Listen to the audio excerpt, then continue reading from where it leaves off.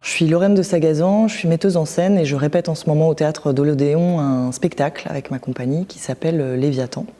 Alors Léviathan, c'est un monstre biblique, mais c'est aussi un titre palimpseste qui se construit avec un grand héritage philosophique et littéraire et qui pose la question suivante, qu'est-ce qui est violent et qui est le monstre? Le spectacle prend source vraiment dans une immersion conséquente que j'ai menée avec l'auteur Guillaume Poix et une partie de mon équipe à l'intérieur du système judiciaire pénal contemporain.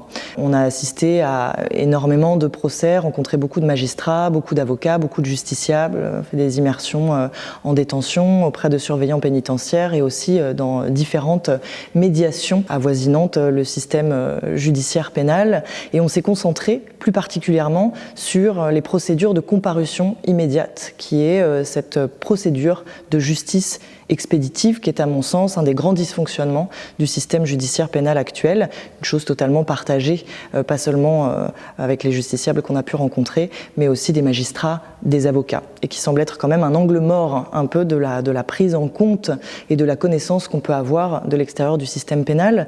C'est donc une justice expéditive qui se pratique en quelques minutes et qui juge des délits mineurs, souvent sans victime, c'est-à-dire des infractions envers l'État, qui posent une véritable question et qui sont sanctionnés de manière extrêmement sévère. On est parti de ce constat et on a commencé à réfléchir avec l'équipe aux alternatives à cette logique de procès expéditif et de punition.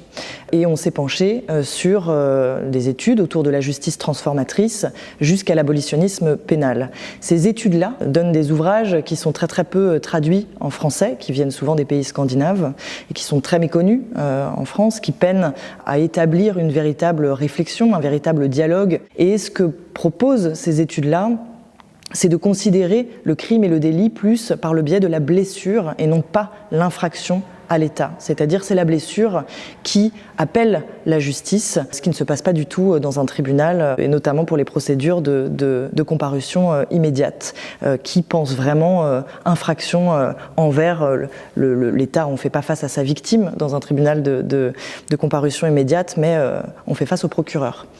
Donc c'est une réflexion qui est menée à l'intérieur du spectacle pour tenter d'essayer d'ouvrir en fait les champs d'imagination, d'autres perspectives, de destituer les évidences, les idéalisations qu'on peut avoir éventuellement face au système pénal qui est souvent vu comme une institution presque parfaite ou en tout cas vertueuse. La justice institutionnelle ne cherchant pas la vérité, mais la vérité judiciaire, qui est une chose très particulière. On s'est posé la question aussi d'y opposer d'autres narrations.